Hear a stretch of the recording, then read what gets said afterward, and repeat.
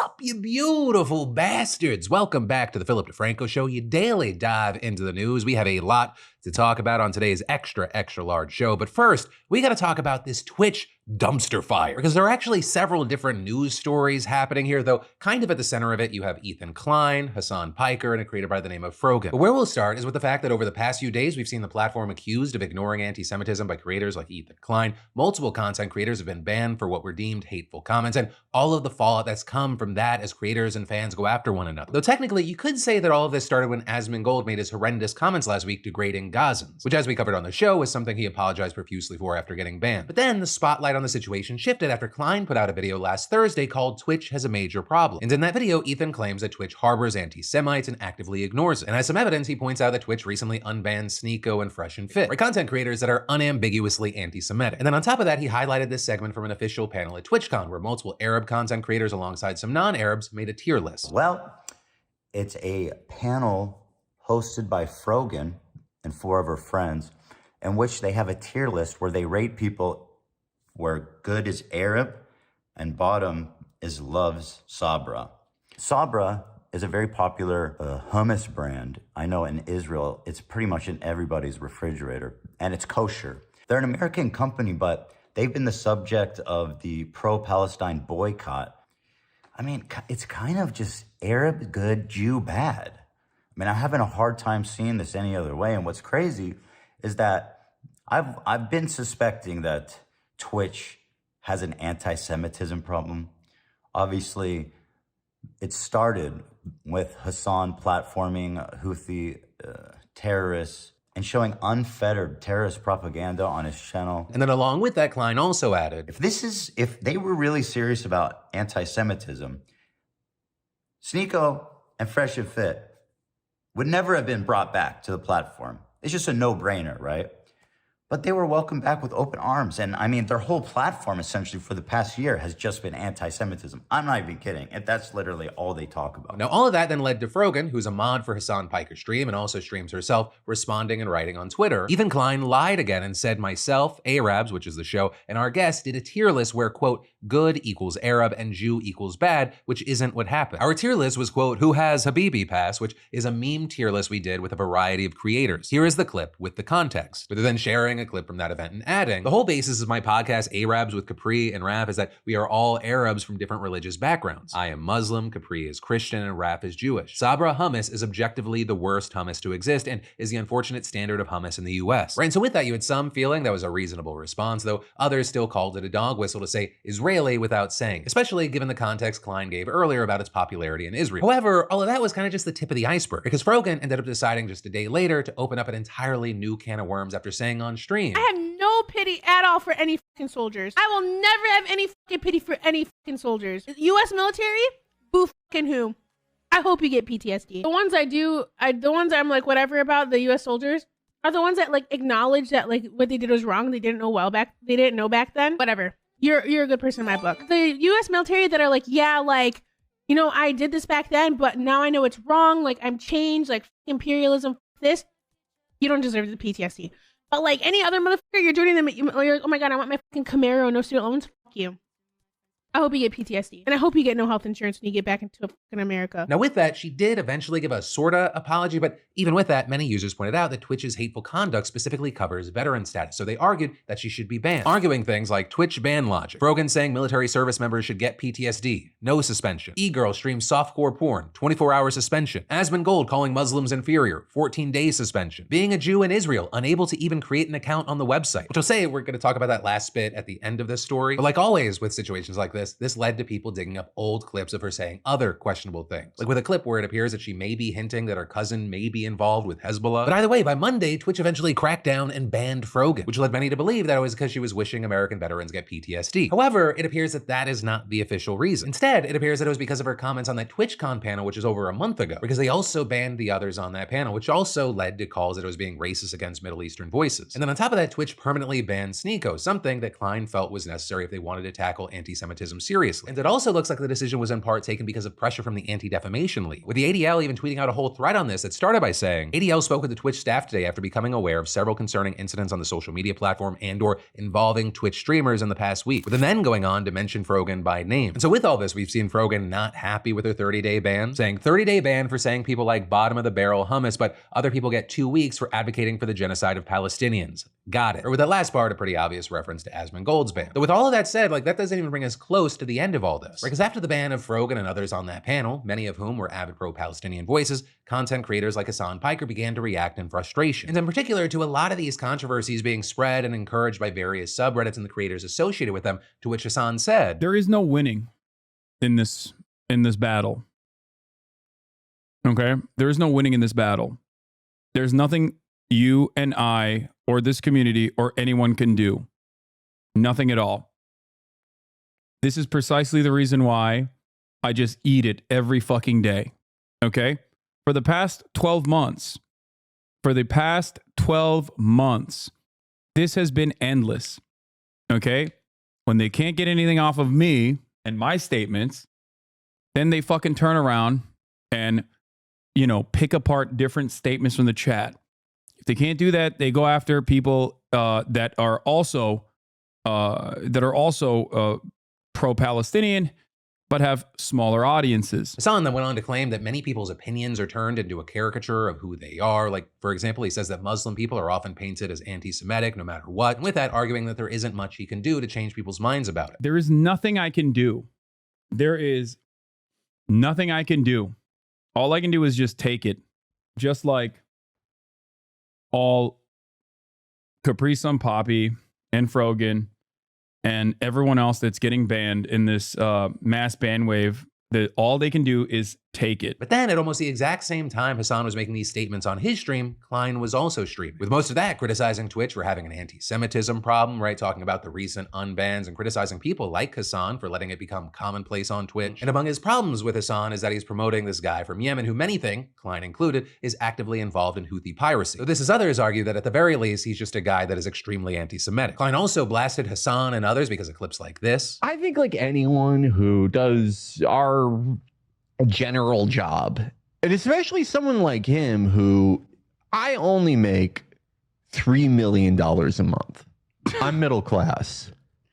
He makes $30 million a month. He's upper middle class. He's upper middle class. And it's like, we won the lottery. Why are you bitching about the... This motherfucker says you are rich, so why do you care about anti-Semitism? Also, like, Hasan is fucking as rich, like probably as rich as I am. Let's be honest. He downplays his wealth. He gets like the same concurrent viewers as we do, and he collects all the money straight to the dome himself. Okay, so like the same logic. Just say, hey, son, why are you getting so worked up about Gaza, man?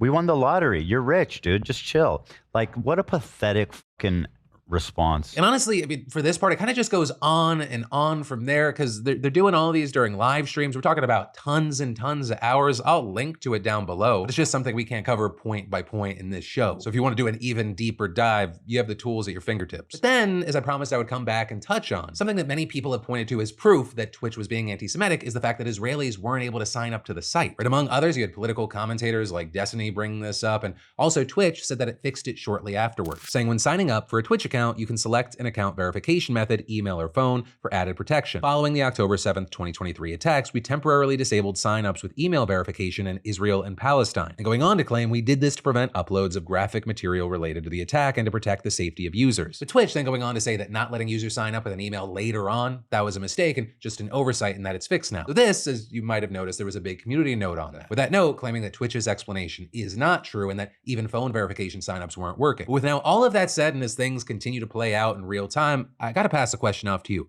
What are your thoughts with this mess? Any and all of it. I know there are a number of things at play here. Any and all of it. I'd love to hear from you in those comments down below. But then, taking a quick break from the news, does anyone else equate fall with the ultimate comfort vibe? And in my opinion, nothing says comfort and cozy like Cozy Earth. Like, they've mastered the art of comfort, so thank you, Cozy Earth, for that, but also for sponsoring today's show. And yeah, believe me when I tell you, Cozy Earth sheets are hands down the most comfortable I've ever slept on. I mean, even our guests, when they come over, they can't stop raving about them. Right? Made from viscose derived from bamboo, their bedding is designed to naturally regulate temperature, which is a huge thing for me because I tend to run hot no matter what the weather is outside. But also, not just the sheets, Cozy Earth towels are also next level. They're made with a luxurious blend of cotton and bamboo viscose using zero twist technology, meaning these towels are seriously soft and they feel amazing. And honestly, every Cozy Earth product is made with the kind of softness that lasts, they don't pill, and they hold up really well over time. In fact, they are so confident in their quality that they offer a 10-year warranty on their bedding and bath products. So y'all, it is time to get cozy, wrap yourself up, and embrace the fall. Go to cozyearth.com/DeFranco and enter DeFranco at checkout and get up to 40% off. That's promo code DeFranco for up to 40% off. And if you get a post-purchase survey, say you heard about Cozy Earth from the PDS. And remember, Cozy Earth,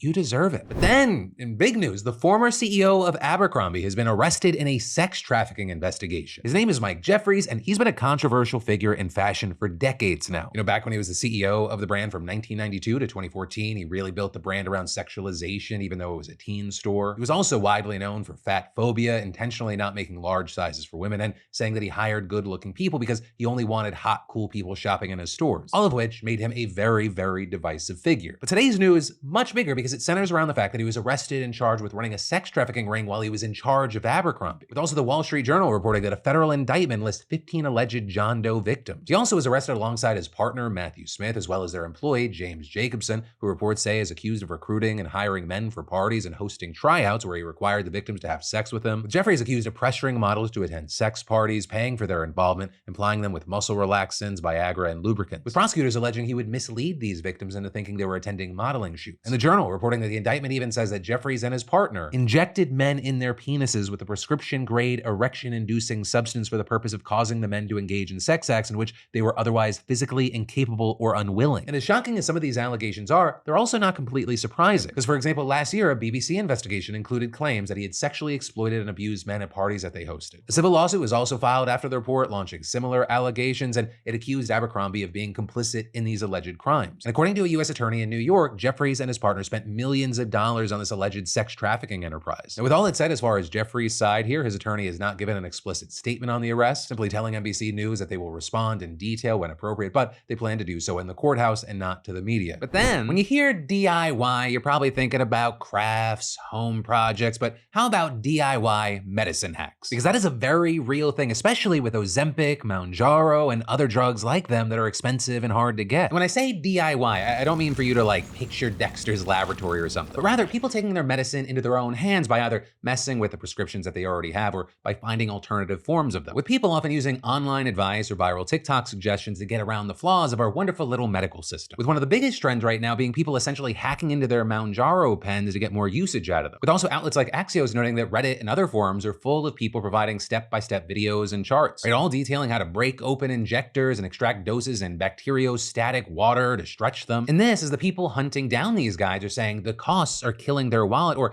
that they're losing access to coupons and can't keep up with the prices. And listen, I'm not going to tell you specifically how people are doing this because I am not a doctor or in the business of teaching alternative medical tactics. But just so you can at least understand the basics of what's going on here, I'll point to a piece that The Atlantic did recently, where they talked to patients who really needed to find a loophole to save money on Mounjaro. Because many have found with those pens specifically, you can split a maximum strength pen into smaller doses and save money. Because those pens, they come in multiple concentrations that cost the same. So by dose splitting, one pen can effectively become 6 at the fraction of the original cost. But it's not always super easy, and it can require sterile medical supplies and a little math to actually do it right. Which is why The Atlantic noting there are big risks here, because when you break open that pen, you can introduce microbes and bacteria to the drug and then cause an infection. With also both Novo Nordisk and Eli Lilly saying they do not condone these practices and that people should not ration these kinds of weight loss drugs. You also had doctors telling the outlet they don't recommend breaking into the injection pens independently, even if they understand why people are doing it. So this is you had Michael Snyder, medical director of the Bariatric Surgery Center at Rose Medical Center in Denver, telling Axios that those Reddit forums should not be immediately dismissed. Right, saying there is something special about people in difficult circumstances finding a place where others can relate to their desperation and experiences. But then he also added, this is a powerful drug. If you're going to jailbreak any of this stuff, I really would talk to your doctor about it. And there he also said that there are often off-label ways to extend doses that you can work through if you just talk to your doctor. Because as Bruce Scott, the president of the American Medical Association, also said, these people are essentially reformulating their own drugs based on the advice of total strangers. And quote, I don't think I can overemphasize the fact that this is scary stuff and that patients should consult their physicians. And this, as others wonder how sustainable and long-term an option this really is. And this is also not the only sort of medicine hack with room for error when it comes to this class of drugs. With, for example, the New York Times recently doing a report about people using and overdosing on Ozempic alternatives. Right? These drugs are compounded semaglutide, but they're not brand name drugs like Ozempic or Wegovy that come in the prepared doses. It's essentially like Shein or Temu Ozempic that can be prescribed online or via telehealth, and it comes with a vial and a bag of syringes for patients to draw out the doses of the drug themselves. And just like the people jailbreaking Mounjaro, tons of people using compounded semaglutide are turning to Reddit and YouTube tutorials for help. But even still, it turns out it can be easy to fuck up the do-it-yourself dosing. With the Times, for example, speaking to a woman who accidentally took 5 times the amount that she was supposed to take and spent a day constantly vomiting as a result. And noting that some people have taken 10 or 20 times the amount they needed and ended up in hospitals developing pancreatitis,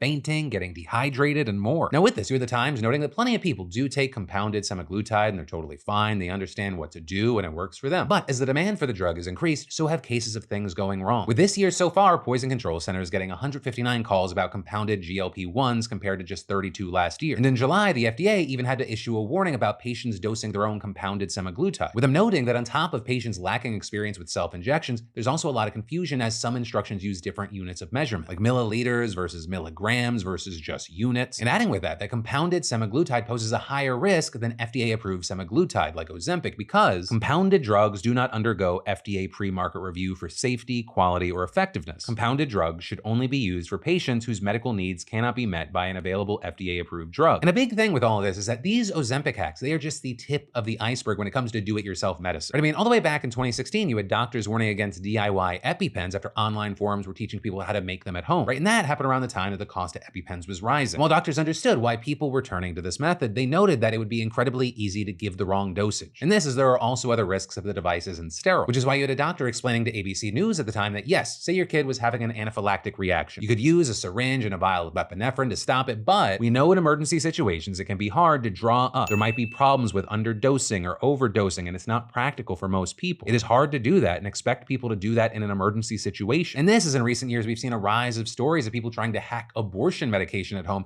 as reproductive healthcare access is dwindling. Oftentimes, people turning to herbal remedies that can be incredibly dangerous, with tons of viral TikToks recommending using herbs like pennyroyal and mugwort to essentially bring on a miscarriage for those who wanted to terminate their pregnancy but had no other option. But there, not only is there no data supporting this, it can actually cause serious harm. Pennyroyal, for example, can cause fainting, seizures, cardiac arrest, coma, liver injury, and more when consumed as a concentrated oil. And these herbal remedies actually bring us back to Ozempic because people are also trying to get Ozempic-like effects from herbs and natural supplements, with a number of people online touting a supplement called berberine as nature's Ozempic. And while you actually had doctors telling Vogue that the research on this is very promising, results are going to vary person to person, and of course, it should not be viewed as a replacement for prescription medication, especially for someone who medically needs Ozempic or a similar drug. And this also, as other reports know, that while berberine can promote weight loss, it's not at the same scale as Ozempic. But with all that said, because I know we've covered a number of things here, I'd love to know your thoughts on all this, because these kinds of hacks, they're pretty wide-ranging, as are the potential consequences. But obviously, a lot of people doing this, they're not doing it for fun or for sport, right? They're often attempting things because they're in a hard place and they're trying to solve real issues. And so if you or someone you know has felt like they had no choice to try something like this, or they've tried it, or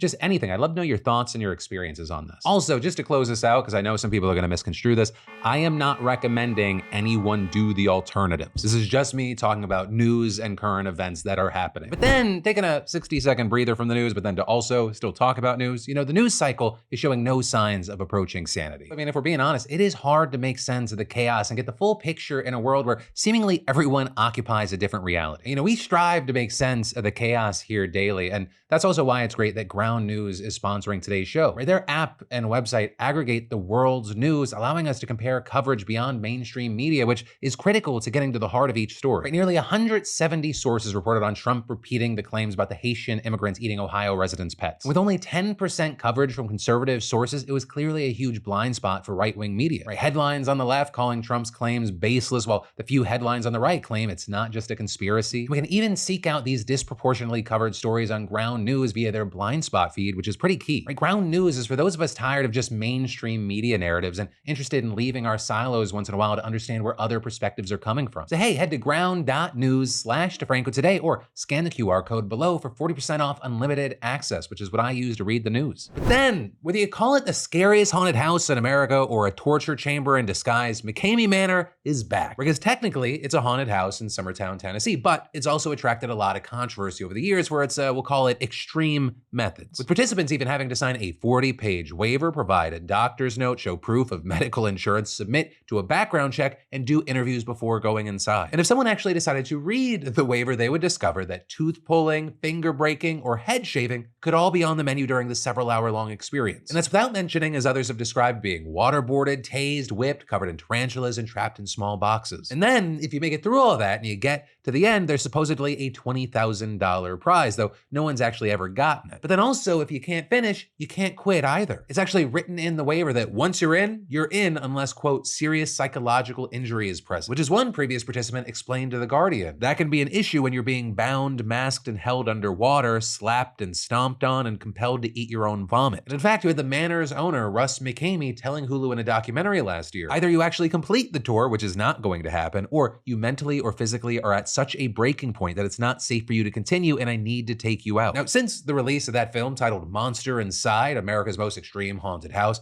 interest in McCamey Manor has surged. And McCamey just announced that his attraction has opened its doors once again for this Halloween season. This notably flying in the face of an online petition started back in 2019 with nearly 200,000 signatures that are trying to get the haunted house shut down, with it describing McCamey Manor as a torture chamber under disguise and explaining they do screenings to find the weakest, most easily manipulated people to do the haunt. If Russ doesn't think you're easily manipulated, you aren't allowed to go. And adding some people have had to seek professional psychiatric help and medical care for extensive injuries, saying one man was tortured so badly he passed out multiple times. Workers only stopped because they thought they had killed him. Though with this, you had McCamey just defending himself in an interview with the Daily Mail, saying that he vets people to keep knuckleheads and fakers from getting in, and claiming that he actually prefers people with a background in law enforcement or the military, arguing, if all of those crazy, horrible things said about me are true, I wouldn't be free running around doing what I want to do. Though he may have spoken too soon, right? And that because the documentary caught the attention of Tennessee's Attorney General, who opened an investigation into McCamey Manor last year. Because according to District Attorney Brent Cooper, who spoke to News 2, torture is technically legal between two consenting adults, but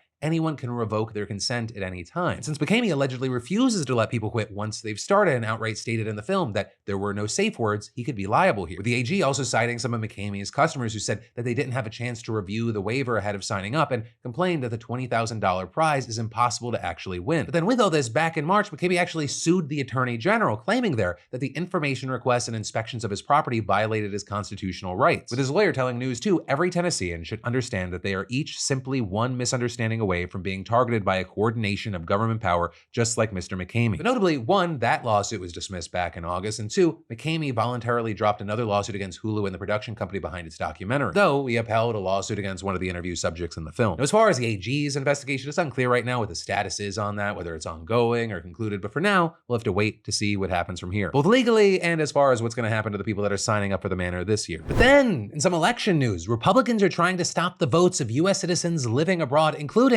members of our military. But judges in two key swing states, they're absolutely not having it. And I'll explain, right? So to start off, let's go to Michigan, where the RNC filed a lawsuit arguing against the eligibility of overseas voters who they say don't meet the residency requirements laid out in the state's constitution. And they filed this lawsuit despite the fact that Michigan has allowed citizens and service members living abroad to vote in federal elections for years, with guidance from the Secretary of State saying that a U.S. citizen born outside the country is eligible to vote in federal elections in Michigan as long as they have a parent or spouse who previously lived in the state, which is what led to Judge Seema Patel dismissing the case yesterday, saying simply the guidance language lines up with state and federal laws as well as the Michigan Constitution, and then adding in her opinion that this lawsuit is a, quote, 11th hour attempt to disenfranchise these electors in the November 5th, 2024 general election. And then in North Carolina, you had a situation where the RNC also requested a court order for the returned ballots of some overseas voters to be set aside and not counted until their eligibility was confirmed. And on top of that, they also pushed against North Carolina's election rules that allow absentee voting by citizens born outside the U.S. whose parents used to live in the state. And there we saw Superior Court Judge John Smith also shooting them down, denying the court order yesterday and saying there is, quote, absolutely no evidence that any person has ever fraudulently claimed that exemption and actually voted in any North Carolina election. With Smith also pointing out that the rule that the RNC apparently has a problem with here, it's been around for over a decade and it was adopted with bipartisan support. Though all of this, as we're not just dealing with state courts. In fact, a group of 6 Republicans from Pennsylvania in the U.S. House of Representatives brought a similar lawsuit on the federal level. And there, while we don't have an answer yet, we're supposed to be getting a ruling on that soon. Also, if you're wondering why are Republicans Republicans all of a sudden interested in disenfranchising voters overseas? It appears that it could be due to the fact that overseas voting demographics, they've reportedly shifted from mostly military members to mostly civilian expats, which just so happens to be a group that Democrats have reportedly been wooing. And even though overseas ballots reflect only a tiny fraction of the votes, I mean, this election is running so tight that every single vote's gonna count. So make sure you vote. If you can vote early, get that shit out of the way. And if you need any help, you can go to vote.org. And remember, nicely nudge or harass with a smile your like-minded friends and family to go vote as well. But then, childhood obesity is a massive problem, and one that a lot of people actually think is a uniquely American one.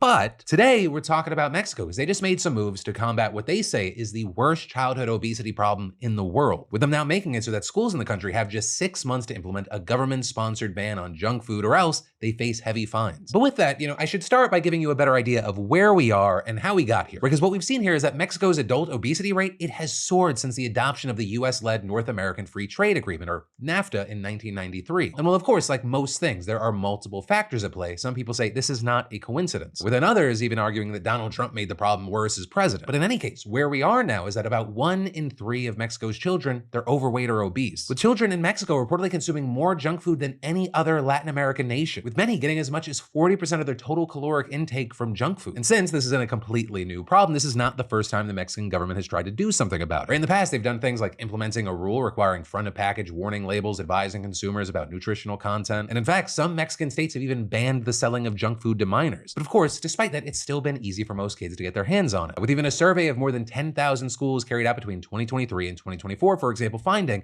that junk food was available at 98% of them. Though of course, this latest effort that we're seeing from the government, it's different in that the people risking punishment, they're not businesses, but rather the school administrators themselves. Because if they fail to get junk food out of their schools, they'll face fines equivalent to between $500 and more than $5,000, or even double for a second offense, which, to give context, that could amount to nearly a full year's pay for some of them. But also, with everything that we've said, it's not just about getting rid of the bad stuff, right? It's also about replacing it with something better. And so with that, schools will have to offer water fountains and alternative snacks. And with that, you have many people saying it's easier said than done, right? Notably, as of right now, the vast majority of Mexico's 255,000 schools don't have free drinking water available to students. And in fact, many schools are in areas so poor or remote that they struggle to maintain acceptable bathrooms, internet connection, or electricity. Also, another issue is that it's still not completely clear how the government would enforce the ban on the sidewalks outside schools, right? Because that ends up being where vendors usually post up to sell to kids at recess. And that's not like an outlier situation. A recent survey showed that 77% of schools had these types of setups outside. And so of course, for now, we're gonna have to wait to see what happens, both with the implementation and the impact. And well, yeah, we're talking about Mexico here. America should also probably take note. We've got a pretty big obesity problem as well, with nearly 1 in 5 kids being obese, and that rate being even higher among adults. But that brings us to the part of the show where I say thank you so much for watching another daily deep dive into the news. For more news that you need to know that you might have missed, YouTube thinks that this is the best video you could watch. And over here is where you can snag our newly restocked beautiful bastard gear. I love yo faces, and I'll see you right back here tomorrow.